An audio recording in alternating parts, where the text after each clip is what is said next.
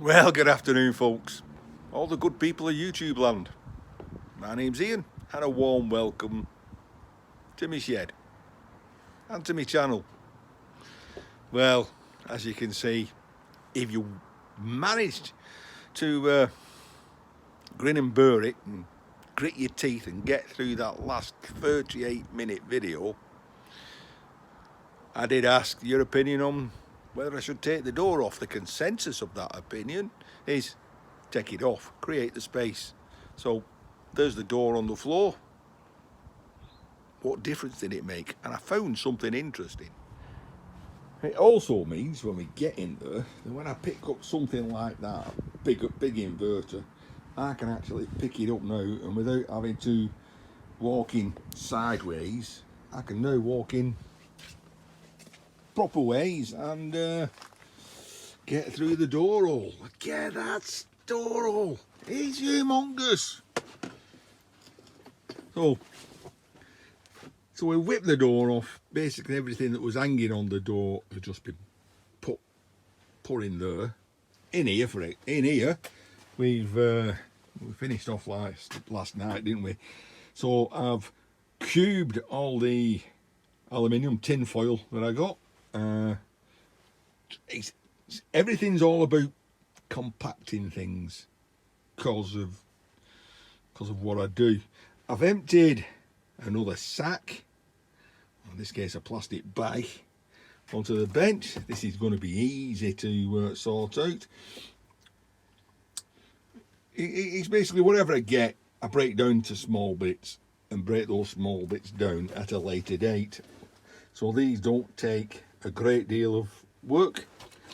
Some is just literally pick it up, throw it into the tub. Oh, thought I'd found all them. Ironically, and I like the irony. I can't say that. Irony of this, because I'm now using a fire extinguisher to hold all the fire extinguisher brass gauges. There's another one.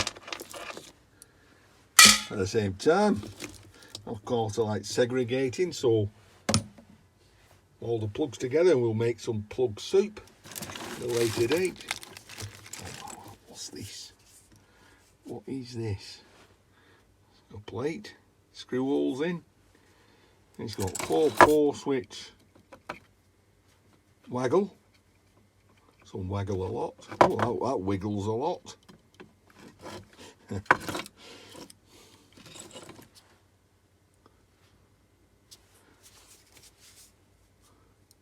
STS PA666. Go out here. Well, we will have in a bit. We'll bash it open, see what's in it. So that's for later, because at the moment I'm on to this. The hinges I took off from there, because this door's been a long time. These are the hinges. They kind of look cast iron. So I'm going to clean that up and have a look. 3-inch. Like I said, that door's been on 40 years. Longer. I've been here 35 years. He's probably been here 40 odd years.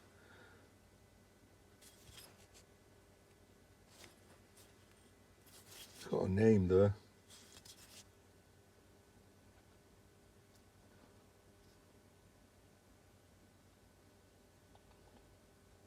I don't know. We'll rub that off afterwards and see what it is. The screws, as you'd have thought, are slotted. It came off. Right, what was I going to show you? Right, this is what I'm going to show you. See, I'm easily digressed. Okay, well, what have we got hanging up? Why have we got it hanging there? We've got an old spirit level, new spirit level, off the door I've taken off, those hung on it, and I've got this wire rope.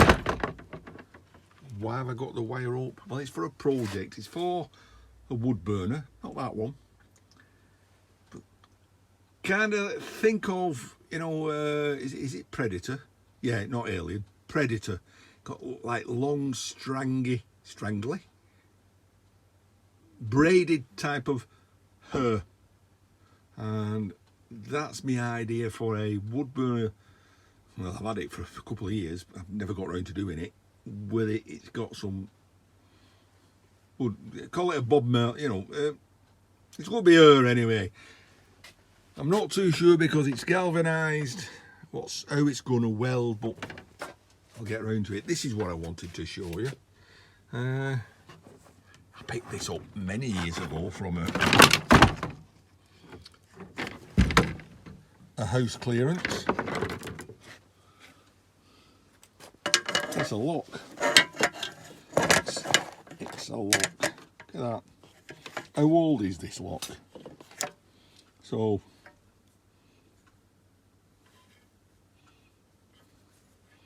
looks old. How does it work? So there's an hole there, and there's a receptacle there for that to go in.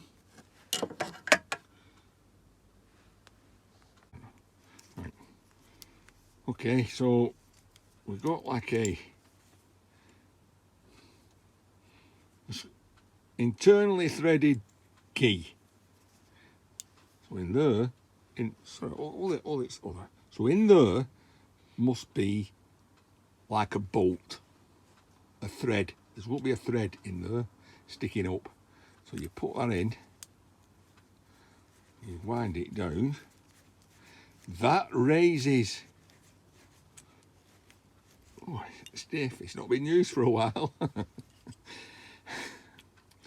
So that goes in there, see, fully inserts. Then you screw that down, so that then comes off, which meant as I screwed that down, I'm not quite sure how the internals are going to work on that, but the thread went down, meaning whatever's in there has gone through that hole inside the bottom of that, locking it. And unless you've got one of them, you ain't going to get in it. Alright, I just thought, apart from me keep missing the camera, because I've got you zoomed in, you see. Yeah, I just thought I'd show you that. Yeah. And get up for another 10 years somewhere. Onwards and forwards. Righty-o. So I've got to find a place for my workbench to hang. I don't really want to get back in the same situation where I've just had, in that to open this door where I keep all my paints, if I put anything too big, it'll catch on there. Even this cable here catches, so you can see, get to that point, no further. Well, that's because of the level.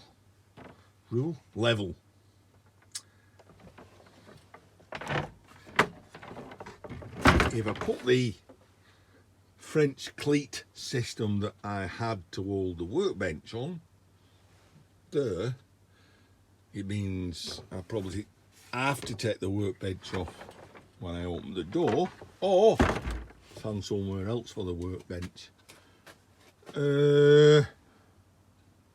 Sky hooks. I could make some sky hooks. I could hang it from the ceiling. Yeah, you know I'm just being silly there now, aren't I? The sky hooks is a good idea. Right, I'll figure something out. So that was just a quickie here in his shed saying most people commented lose the door, and actually speaking,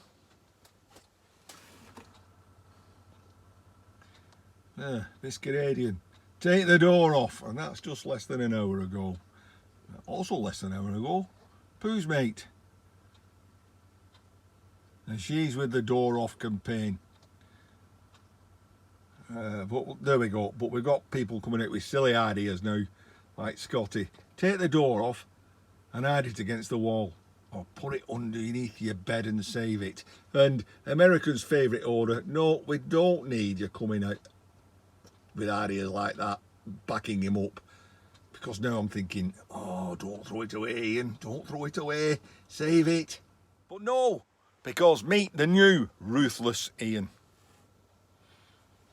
I'll crack on. Well, we're back. We're back because I couldn't leave it. I do have to get back onto that scrap, so I can't do that with that in the way. I happen to have had, you may have noticed, those screws were already in place. In fact, it may have been there years ago. Right, with that in place, no, I can't open the door.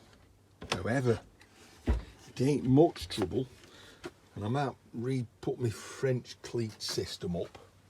Alright, it's a bit of a crap French cleat system, but it, you know, you just put it there and it hangs in there. I can shorten that, put that on, but with that in place, it ain't much effort to just slide it up like that, and then I can open the door. Whoa! And I don't need to go so far. I can actually put another screw. Well, forget the screw. The French cleat system was long enough. That could just stick out. I don't need to go so far, do I? Because that's kind of like beveled. Pull it out a bit more. I can easily get in there and get what I want. It's not in anybody's way. I'd like it higher so I could put my tins on the floor. But then again, if I do that, I'm back to where I was in the first place. Can't open the door because I've got stuff in front of it. The perils and tribulations of being a scrapper. Being a scrapper that holds scrap. Told you. Less than an hour later, black as anything, and it's all over the place, and it's raining. Good old British weather. Oh, did I say it was raining? Definitely raining. Copper. So I've been tackling some of these toroids, chokes. So I thought I'd just show you what I do. Easy peasy. Hey, so these chokes, I forget now what they do. It's a ferrite core, but the counter wound. So you've got one going that way and one going that way. When you pass a wire, when you pass electricity through wire, it generates a magnetic field. It holds that magnetic field. There's a finite amount of time before that field collapses.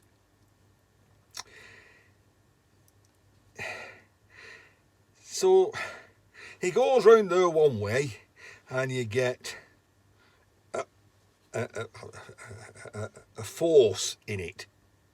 This is maths 101, electricity 101. Right, but if you wound it the same amount of winds the other way, you get the same amount of force, but I'm going to put it that way and that way, so they cancel each other out. Anyway, we're not interested in how they work. We're interested in how do we get the copper out. Well, that's easily. A very brittle ferrite core. Brick hammer. Smacks them in half. You can start to pull them in half. I like to do it again. And you can just unwind up quickly. That's that. As I said, magnetic. So they can go in the iron bin. Very quickly and easy stripped. But because one goes one way, one goes the other, it can be problematic. If you get them just right, they just pull apart. And then I have been known to stick these in my aluminium cube maker and make Borg cubes of cable. But because they're now going in a metal bucket, then I don't need. Strip one of these. In fact, I unwound the cable and then threw that in the bin because it'd be ferrite core. But as I was throwing it in the bin, I saw some connections at the bottom. Well, there shouldn't be any connections at the bottom. There shouldn't. It's a ferrite core. Why would there be connections to the ferrite core? It means, oh, the cable I took out was solid core, so just like banged it and peeled the covering off, and it's light and it's non-magnetic, which means let's open it up. We got some chips.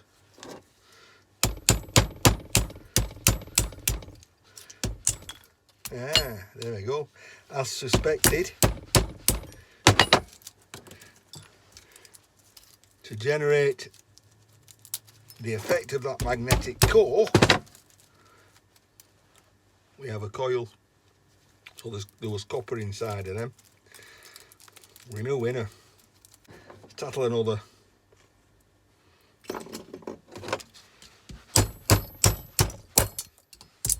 Get the bottom off. Split the core.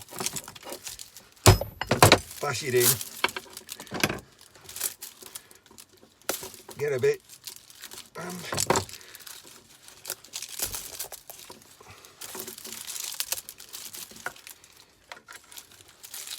sometimes they're easy. There we are.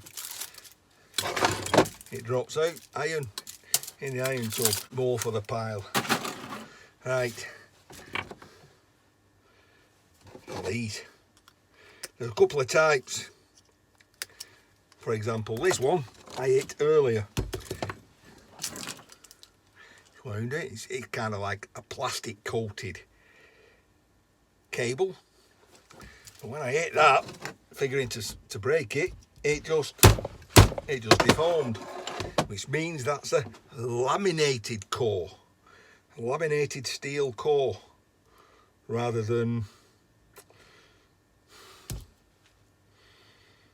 a ferrite core. Go on, I'll prove it.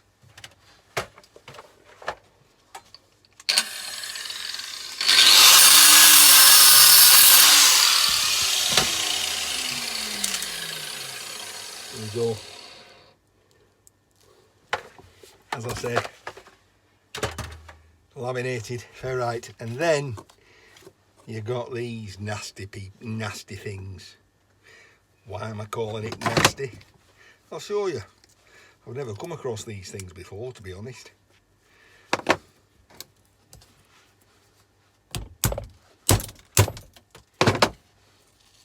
Kind of like glass inside of it. It's laminated. It is. Ooh. it is magnetic, so you've got to be careful. It is like very brittle.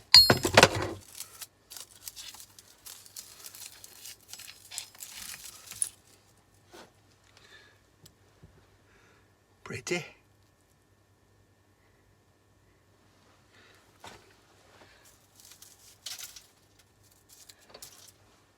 And don't be fooled just because it looks thin. It is metal, and that could easily cut you.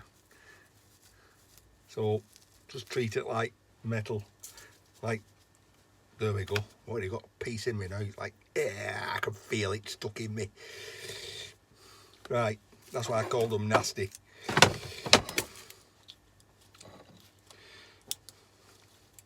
But needs must. For the dream.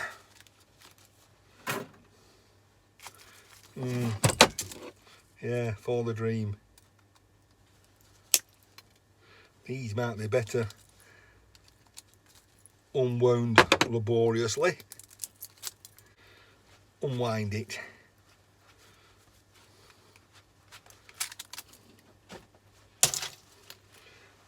Enough of that. And I need to clear my bench because I have seen something on the internet all day called Rough Cut 2022. Now it's about 7 PM in the evening. It's got to be uploaded by the 1st of October, which is today. But I wanted it. I want in on it.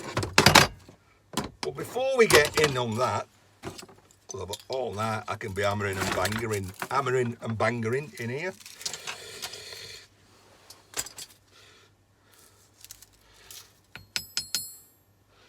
I want to show you what's in that.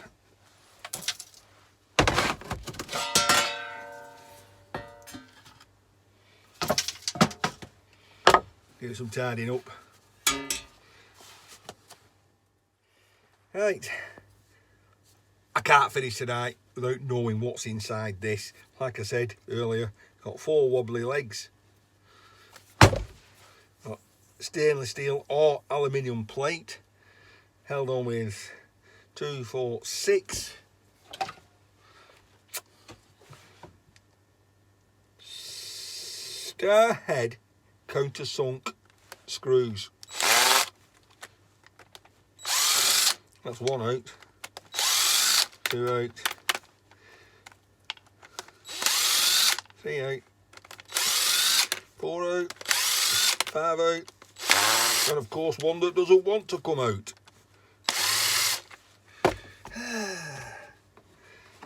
Can we force it out? And what about the screws? Whoa, the screws are stainless steel. So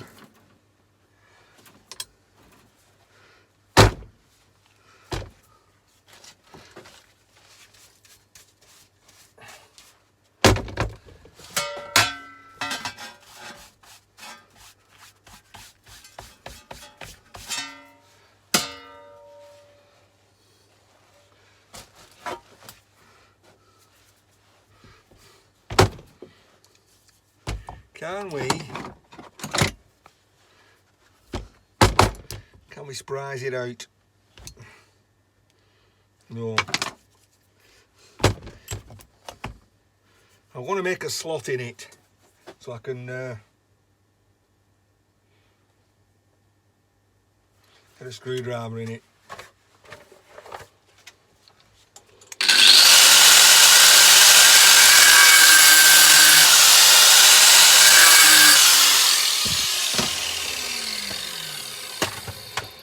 No sparks from that, so that means it's aluminium.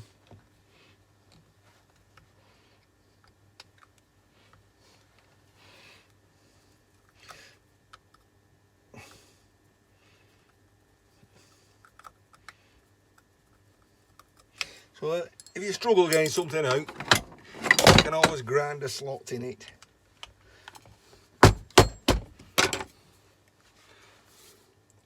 got little bits of that metal in my fingers. I can feel it. It's got to come out.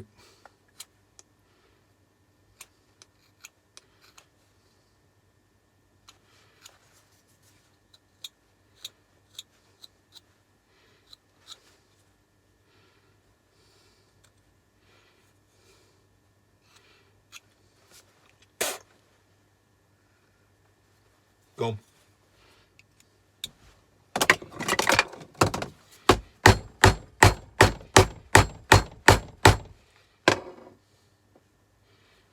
Well, I'm sorry, ladies and gentlemen, but that just ain't coming apart.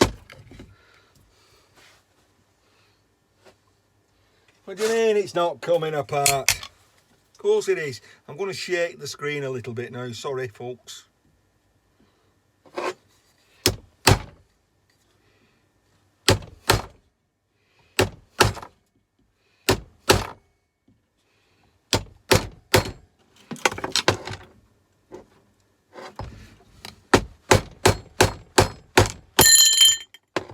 made me jump then.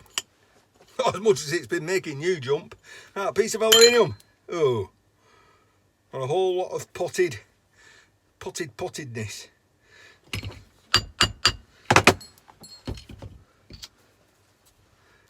Right, that's magnetic. So that's basically, I think, like a transformer. Well, you know, transformer like out of a microwave. It's got a laminated metal core. So it's got to have copper wrapped around it. I'm going to take it off there and give this some welly. Well, I've given that some beating and it's beat me at the moment. Well, what I have found out is I was wrong. It is not a steel core, it's a ferrite core. So maybe we'll just carry on bashing it, but we want to know what's wrapped round it. Well, first of all, we'll pull one of these connections off. Oh, well, you can't see it so well, I guess, but there is definitely some copper, and thickish copper too.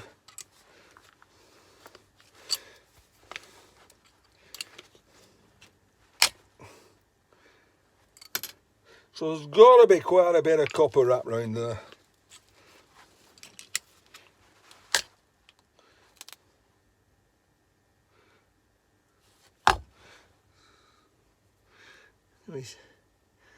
Right.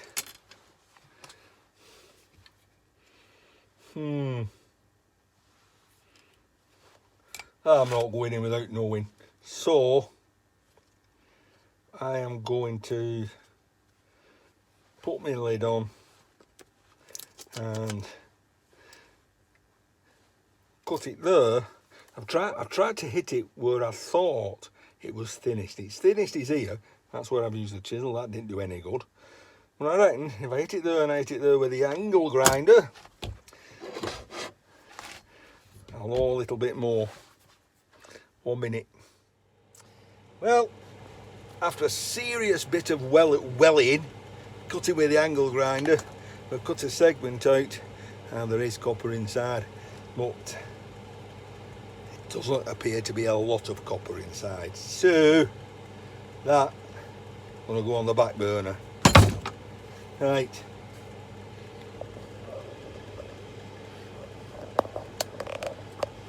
Hopefully this is not 38 minutes long today.